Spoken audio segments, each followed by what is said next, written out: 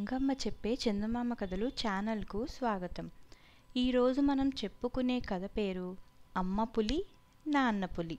1948వ సంవత్సరం ఏప్రిల్ మాసపత్రికలోనిది. అనగనగా ఒక అడవిలో అమ్మ పులి నాన్న పులి ఉండేవి. వాటికి 3 పిల్లలు. మూడో పిల్ల పుట్టిన కొద్ది నెలలకే నాన్న పులికి పెద్ద జబ్బు చేసింది. ఒక రోజున తన 3 పిల్లల్ని దగ్గరకు పిలిచి నాన్న పులి ఇలా చెప్పింది: నేను ఈ క్షణానో మరుక్షణానో చచ్చిపోతాను. నేను చచ్చిపోయే ముందు మీకు కొన్ని విషయాలు చెప్పాలి. ఇవి మీరు ఎప్పుడూ మర్చిపోకూడదు. అరణ్య సామ్రాజ్యానికి మనం రాజులం. వీర్య శౌర్యాలకి మన జాతి పుట్టినిల్లు. ఈ కొన నుండి ఆ కొన వరకు యథేచ్ఛగా అరణ్యంలో సంచరిస్తూ ఇష్టం వచ్చిన జంతువుల్ని వేటాడుతూ ఉంటాము. కానీ మనిషి అనే మృగం ఒకటి మీకు తెలియనిది ఉంది. అది చాలా జిత్తులమారి శక్తి గలదిని. ఆ మనిషి జోలికి మీరెప్పుడూ పోవద్దు. మనిషి చుట్టుప్రక్కల ఉన్నాడు అని మీరు ఎప్పుడైనా గ్రహిస్తే ఆ ప్రాంతాల నుండి ఇతర చోట్లకు తొలగిపోండి. ఇదే మీకు నా ఆఖరి సలహా. ఈ మాటలు చెప్తూ నాన్న పులి ప్రాణాలు వదిలిపెట్టింది. చాలా కాలం వరకు నాన్న పులి చెప్పిన సలహా ప్రకారం పులిపిల్లలు 3 నడుచుకుంటూ వచ్చాయి. వాటికి రోజూ కావలసిన ఆహారం కోసం అడవి పందులు, జింకలు, లేళ్ళు మొదలైన వాటిని వేటాడి తినేవి. కానీ వినోదం కోసం అయినా మనిషిని వేటాడాలి అనే ఆలోచన అవి మనస్సులోకి రానిచ్చేవే కావు.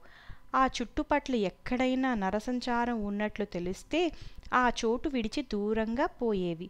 పులిపిల్లలు 3 చిన్నదైన తమ్ముడు పులికి మాత్రం తండ్రి చెప్పిపోయిన సలహాలో నమ్మకం రోజురోజుకి తగ్గిపోవటం ప్రారంభించింది. అన్నపులిద్దరికన్నా తమ్ముడు పులికి స్వతంత్రపు ఆలోచన, సాహసము ఎక్కువ. కాస్త పెద్దదై కండలు గట్టిపడగానే తండ్రి ఎంతో భయంకరంగా వర్ణించిన మనిషి మృగాన్ని వెతికి వేటాడాలన్న ప్రబలమైన కోర్కె తమ్ముడు పులి మనస్సులో కలిగింది. ఈ దురాలోచన మనస్సులో ఎప్పుడైతే ప్రవేశించిందో ఆ క్షణమే మనిషిని వెతకడానికి అడవి సరిహద్దు ప్రాంతాలకి తరలిపోవాలని తమ్ముడు పులి నిశ్చయించుకుంది. ఈ సంగతి అన్నపులులు తెలుసుకొని అలా జరగకుండా ఆపాలని తమ్ముడు పులిని అనేక విధాల బుజ్జగిస్తూ ప్రతిమాలినాయి. చచ్చిపోతూ తండ్రి చెప్పిన ఉపదేశాన్ని జ్ఞాపకం చేశాయి. ఎన్ని విధాల నచ్చ చెప్పాలని ప్రయత్నం చేసినా తమ్ముడు పులి ససేమిరా, నా పట్టును విడవను, మనిషి అంతు నేను తెలుసుకోవాలి అంది.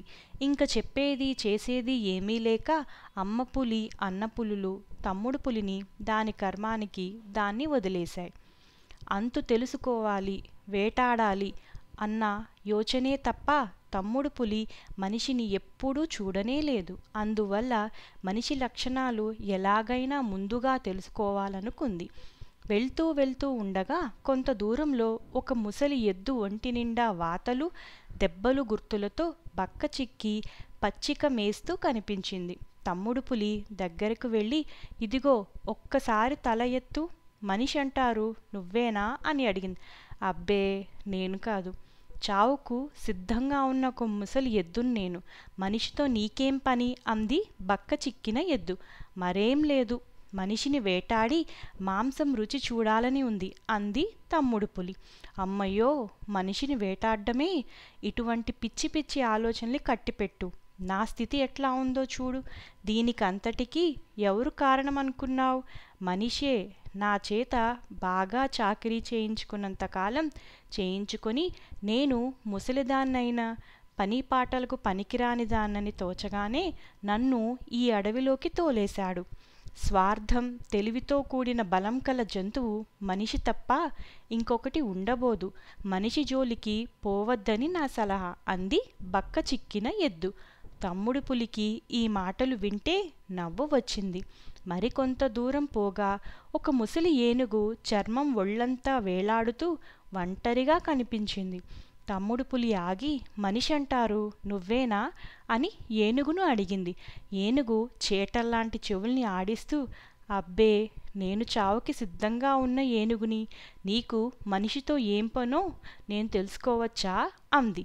ఓ, దానికేం, మరేం లేదు. నాకు మనిషిని వేటాడాలని ఉత్సాహం. అందుకోసమే బయలుదేరాను అన్నది తమ్ముడు పులి. ఈ మాటలు విని ఏనుగు తన తొండాన్ని ఊపుకుంటూ ఇట్లా చెప్పింది. మంచిదానివి, నీకు పొయ్యే కాలం వచ్చింది కాబట్టే ఇటువంటి దురాలోచన తట్టింది. చాలు చాలు, బ్రతికి బాగుండాలంటే వెనక్కి వెళ్ళు. చూశావా, ఇప్పటి నా స్థితికి మనిషే కారణం. నేను వయస్సులో మదించి నా అంత బలవంతులు, నన్ను ఎదిరించగల వాళ్ళు ఎవ్వరూ లేరని విర్రవీగేదాన్ని. అరణ్యమంతా విచ్చలవిడిగా సంచారించేదాన్ని. కానీ ఏం లాభం? నువ్వు వెదకి వేటాడాలనుకుంటున్న మనిషే నన్ను గోతులో దించాడు, మచ్చిక చేశాడు. నా వల్ల తనకు అనుకూలమైన పనులన్నీ చేయించుకునేవాడు. నాలో ఓపిక ఉన్నంతకాలం నేను తిన్నంతా ఇచ్చేవాడు. నేను ముసలిదాన్నై పనికిరానని తోచగానే అడవుల్లోకి తోలేశాడు. మనిషి కన్నా స్వలాభి, నేర్పరి ఇంకొక జంతువు ఈ సృష్టిలోనే ఉండదు. నా మాట విని నువ్వు ఈ ఆలోచన వదిలిపెట్టు అంది. తమ్ముడు పులికి ముసలి ఏనుగు చెప్పింది ఏమీ నచ్చలే. పైగా బక్క చిక్కిన ఎద్దు, ముసలి ఏనుగు చెప్పిన సంగతులు విన్న తర్వాత మనిషిని వేటాడాలన్న కోరిక మరింత ఎక్కువైంది. కొంత దూరం వెళ్ళగా దూరాన రంపంతో చెట్లని కోస్తున్న శబ్దం వినపడింది. ఆ శబ్దం విని ఆ వైపుకే అడుగులు అడుగు వేసుకుంటూ తమ్ముడు పులి నడిచింది. అక్కడ ఒక పెద్ద చెట్టుని రంపంతో కోస్తూ ఒక కట్టెలు కొట్టుకునేవాడు కనిపించాడు. తమ్ముడు పులి అతని దగ్గరకు వెళ్ళి అతని వైపు ఎగాదిగా చూచి, కాస్త పని కట్టిపెట్టి నా మాటకు జవాబు చెప్పు. మనిషి అంటారు నువ్వేనా అంది. ఆ కట్టెలు కొట్టే మనిషి రంపాన్ని నిలిపి తమ్ముడు పులివైపు తిరిగి, ఆ నేనే మనిషి అంటే, నాతో నీకేం పని అన్నాడు. ఈ మాటలు వినేసరికి తమ్ముడు పులికి చెప్పలేనంత సంతోషం కలిగింది. ఇన్ని రోజులకి తను వెతుకుతున్న మనిషి జంతువు కనిపించాడని. నీకోసమే వెతుకుతున్నాను. నిన్ను చంపి నీ మాంసం తినాలి అంది. పాపం, అట్లాగా? నువ్వు ఒట్టి పిచ్చిదానిలా ఉన్నావే. ఒక పులి చేత చచ్చేంత బలహీనుడు అనుకున్నావా మనిషి అంటే అన్నాడు కట్టెలు కొట్టేవాడు. తమ్ముడు పులి పెద్ద పెట్టుగా నవ్వి, నిన్ను చూస్తేనే తెలుస్తోంది ఎంత బలవంతుడివో అంది. నా బలాన్ని గురించి నీకింకా ఏమీ తెలియదన్నమాట. అలాగైతే నా వెంటరా చూపిస్తాను అన్నాడు ఆ మనిషి. తమ్ముడు పులి సరేనని అతని వెంట నడవసాగింది. కొంత దూరాన కొయ్య దుంగలతో కట్టబడిన చిన్న ఇంటిని చూపిస్తూ ఆ మనిషి, అది చూశావా, దాన్ని ఇల్లు అంటారు. నేను కట్టాను. అందులో ఉంటే ఎండ, వాన, చలి నన్ను ఏమీ చెయ్యలేవు. మీ సంగతి అలా కాదు. అటువంటి ఇల్లు కట్టుకొని ఎండని, వానని, చలిని ఎదిరించలేనప్పుడు మీకు ఎంత బలముండి ఏమి లాభం అంటూనే ఇంట్లోకి వెళ్ళి తలుపు లోపల గడియ వేసుకున్నాడు. మనిషి చెప్పిన మాటలు వినేసరికి తమ్ముడు పులికి తగని కోపం వచ్చింది. ఆ కోపం పట్టలేక ఇట్లా అంది, నేను ఈ అరణ్యానికల్లా రాజుని. నాకన్నా బలవంతులు ఎవ్వరూ ఉండరు. నా శరీరం ఎంత అందంగా ఉందో చూడు. ఇంత అందం, బలం కలిగిన నేనే ఆ ఇంట్లో ఉండాలి. నేను ఉంటేనే ఆ ఇంటికి శోభ. నీ వంటి బలహీనపు జంతువు ఆ ఇంట్లో ఉండకూడదు. నువ్వు బయటికి వచ్చి ఇల్లు నాకు అప్పచెప్పకపోతే చూసుకో ఏమి చేస్తాను అని గర్జించింది తమ్ముడు పులి. అప్పుడు ఆ కట్టెలు కొట్టేవాడు తలుపు తెరుచుకొని బయటికి వచ్చి, నువ్వు చెప్పిందంతా నిజం.